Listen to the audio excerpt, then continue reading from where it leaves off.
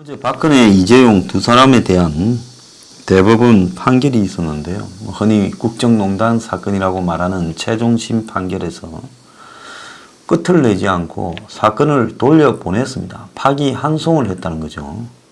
자, 이게 의미하는 것은 뭐냐? 시간을 더 끌겠다는 거고, 이재용이는 코가 좀 더 끼어버렸습니다. 그래서 이재용이가 2심에서 뇌물 인정액이 36억인데, 지금 말 3마리 구입비 34억과, 그리고 동계 스포츠 영재센터에 대한 지원금 16억까지 50억을 더 보태버렸어요. 그러니까 뇌물액이 86억이 돼버린 겁니다. 자, 뇌물액이 50억이 넘어가면 집행유예로 보통 나오기 어려운 상태다라는데 그렇게 만들어버렸어요. 이재용 부분에 이거 하나하고 또 박근혜 전 대통령 부분에 뇌물죄를 다른 죄하고 묶어서 하나로 선고했다. 이는 공직자 선거법 위반이다. 이렇게 말을 했습니다. 공직선거법에는 박 전 대통령처럼 공직자의 뇌물 혐의는 다른 혐의와 분리해서 따로 선고를 해야 되는데 2심이 8월 뇌물수수와 강요, 직권남용 혐의 등을 다 묶어서 뭉터기로 25년을 선고해서 그게 잘못됐다는 거죠. 그래서 범죄 혐의를 나눠서 각각에 대해서 형량을 정하면 패키지로 한데 묶어서 정하는 것보다 좀 더 높아질 거다라는 겁니다. 그래서 전반적으로 이 두 사람에 대한 부분은 형이 높아질 거라고 예상이 되고, 그런데 어제 결론을 내지 않고 이런 부분이 잘못됐다고 파기환송해서 2심이 다시 재판하라고 해버렸어요.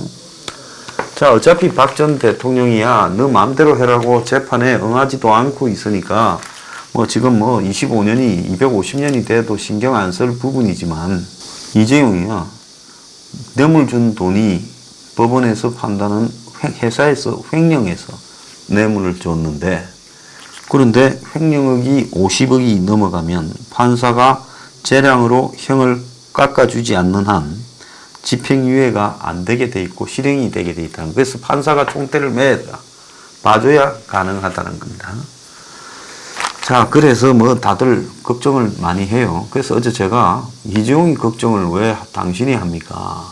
당신 앞에 쌓인 진짜 때거리부터 걱정해야 되는 거 아닙니까? 그렇게 계급 배반하지 말았더만 그게 또 듣기 싫어가 저한테 어제 누가 뭐라 그랬어요. 내가 세상에 제일 어리석은 사람이 한국에 돈 제일 많은 사람을 걱정하는 거라고 봅니다. 그 사람 회사가 잘 돼야 우리가 잘 된다고요? 그거는 아니지요. 이재용이 잘 되는 것과 그냥 서민 여러분이 잘 되는 건 그건 전혀 연관성이 없습니다.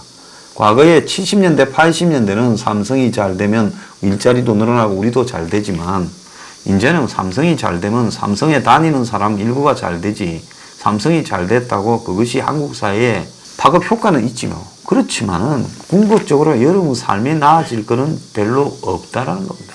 그리고 이제는 대기업들 대부분이 해외에서 대부분의 생산을 하고 있습니다. 그래서 이재용이 알아서 잘 다투어서 빠져나가지. 조선일보나 동아일보나 중앙일보가 걱정하는 것처럼 삼성이 초위기에 돌입했다 그러잖아도 온 사방이 어려운데 악재인데 이것 때문에 삼성이 위기다. 그거는 언론사들은 삼성에서 광고를 받아야 되니까 회장님이 잘못되면 어찌하나 하고 걱정을 해줘야 될 금전적 이해관계가 있어요. 근데 여러분들은 금전적 이해관계는 없잖아요. 그래서 회장님 꼭 석방 되세요 이런 걱정하지 마세요. 그런다고 돈 생길 일도 없습니다. 그러니까 이재용 회장 부분은 이재용 회장이 잘 빠져나올 거다. 그럼 여기서 우리가 이제 걱정해야 될 부분은 뭐냐? 이제 박근혜 전 대통령을 어떻게 할 거냐? 그건 박 대통령을 굉장히 좋아하는 팬들이 많으니까 걱정거리겠죠.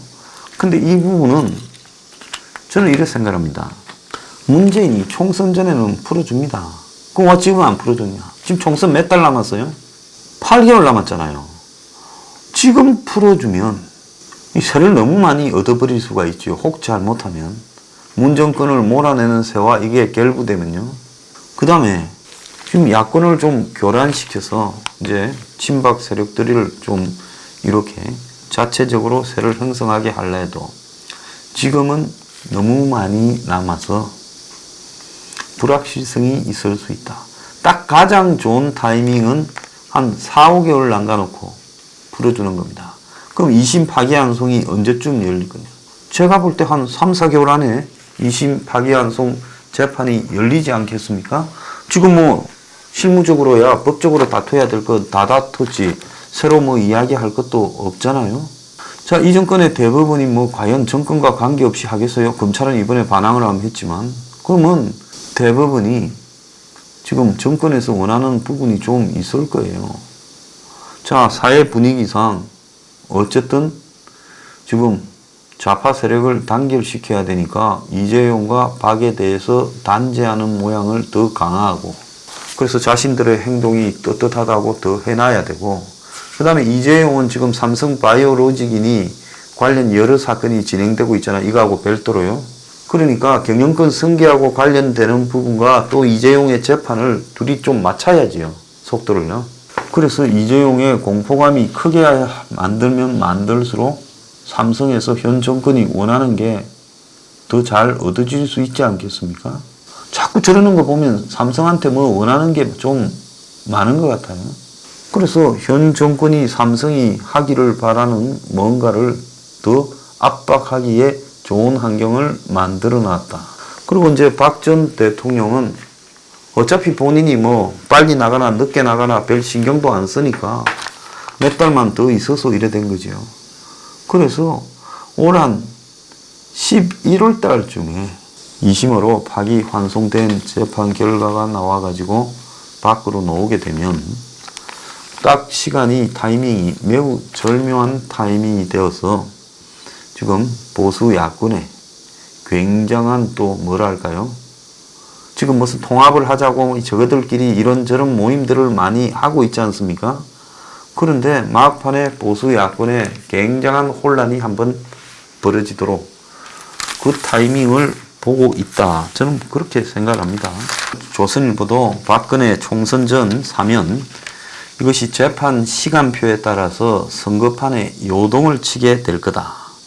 이렇게 보고 있고 그래서 박 전 대통령 사면 여부에 따라서 보수 통합의 방향이 달라질 거다.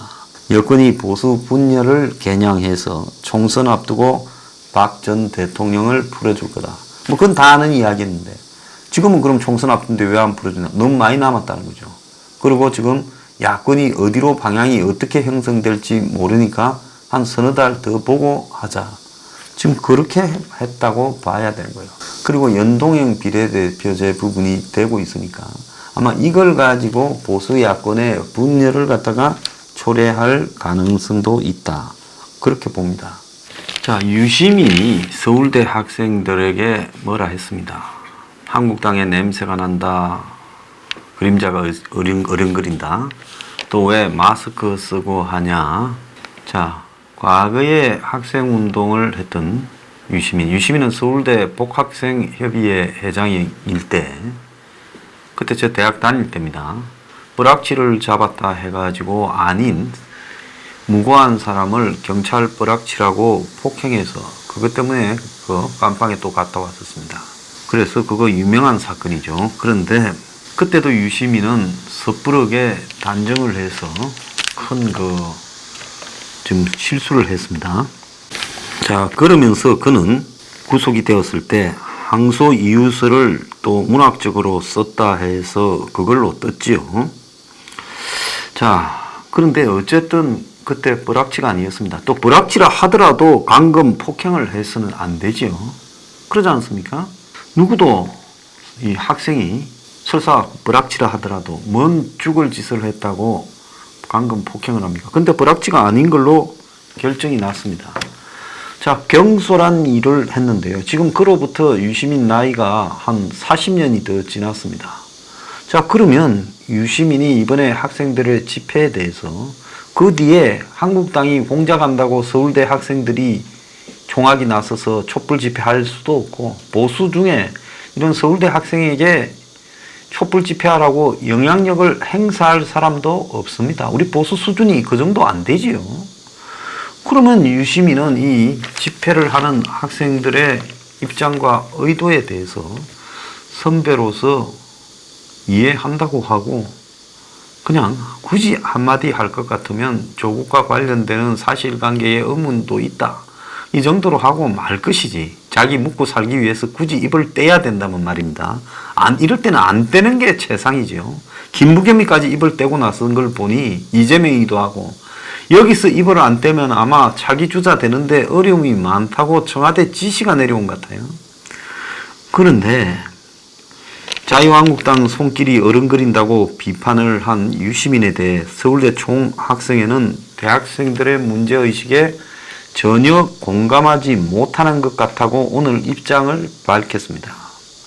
언론과 인터뷰에서 재학생은 학생증, 졸업생은 신분증과 졸업증명서 대조를 통해 확인하고 집회장 안으로 입장하겠다. 이것도 사실은 좀 웃기는 거예요. 학생들이 집회를 하는데 분위기를 얼마나 억압을 해서 외부 세력 개입이니 어쩌니 해대했으면 집회 준비도 바쁜데 집회장에 확인하고 입장시키는 이런 집회가 어디 있었습니까? 대학생들 집회예요. 자, 웃기는 이야기지요. 그래서 이 서울대 총학회장은 현장을 직접 보지도 않고 그런 말을 한 것 같아. 대학생 문제의식에 전혀 공감을 못하는 것 같다. 그는 학생들은 공정성에 대해 문제를 제기하는 건데 학생들이 분노하는 것은 3년 전 광화문 촛불이나 지금이나 마찬가지다. 공정하고 정의로운 사회가 만들어져야 된다. 맞죠? 학생들은 지난 정권이든 이번 정권이든 문제가 있으면 들고 일어나서 할 수 있는 겁니다. 그런데 서울대생뿐만 아니라 많은 학생들이 3년 전에 광화문 촛불 집회에 나갔고 당시 고등학생, 대학생이 이번에도 똑같이 참가했다. 본인이 동의하는 부분만 옳다고 잘한다고 하고 선택적으로 바라보는 게 옳은 것이냐. 그래서 유시민이 서울대 학생들이 마스크 쓰는 걸 두고 현장에서 마스크 쓴 사람도 그리 많지도 않았고 평범한 학생들은 또 문과들이 온라인상에서 신상을 털고 조리돌림 당하는 게 두려울 수밖에 없었다. 근데 그걸 갖다가 그렇게 말을 하느냐 이렇게 했습니다. 그래서 조국에게 제기된 의혹이 법무장관으로 결격 사유인지 아닌지 왜 과도한 비판이라 생각하는지 등의 반론을 제기를 해야지. 서울대생들이 자유한국당의 그림자니 바른미래당의 사주를 받았느니 서울대도 기득권이니 하는 반응이 대부분인데 이런 이야기들을 하는 게 무슨 필요한 것이냐 이렇게 말을 했습니다. 서울대 또 학생회장이 바른미래당의 관련자라고 또 그 짓도 퍼뜨렸죠. 그래서 김어준이 방송에 나가가지고 유시민이 참 끼리끼리 놉니다. 진짜 순수하게 집회하러 나온 학생이 얼마나 많은지 얼마나 모이나 구경하러 온 자유한국당 관계자들이 많은지는 아무도 알 수 없었다. 이런 식으로 말을 했습니다. 자, 이러다 보니까 자 뭐라고 하느냐. 지금 댓글 반응을 한번 보겠습니다. 유시민이 조용히 꺼져라. 네 말에 쏟고 선동당한 개돼지들에게나 떠들어라. 이제 좌빨의 실체가 드러났으니 네 말 들어줄 사람도 얼마 없다. 유시민 씨 이제 그만하세요. 그나마 지지했던 제가 창피스럽네요. 당신 때문에 학생들한테 창피해 죽겠습니다. 나이 들수록 왜 그리 편협해지나요? 그전 광화문 촛불 집회 때 민주당이 좋아서 촛불 든 게 아닙니다. 그때 민주당 분들은 없었나요?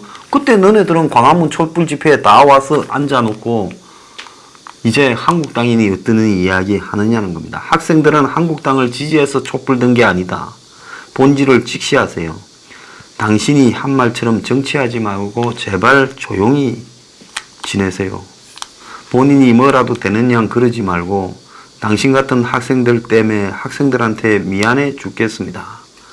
당신 말대로 이제 내가 굳었으니 그냥 입 다물고 조용히 지내라.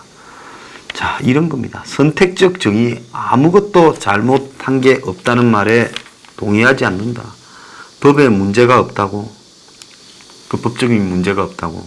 논문 일저자가 고등학생이 될 수 있지만은 그 논문의 수준이 어떻게 일저자가 될 수 있지? 악당들의 모함이라고. 자, 이런 말에 대해서 지금 유시민의 말에 전부 비난을 하고 있습니다. 자, 자신만 정의롭다고 여기니 누가 이런 사람들에게 기대할 수 있겠는가? 유시민도 한쪽으로 심하게 기울어져 있다.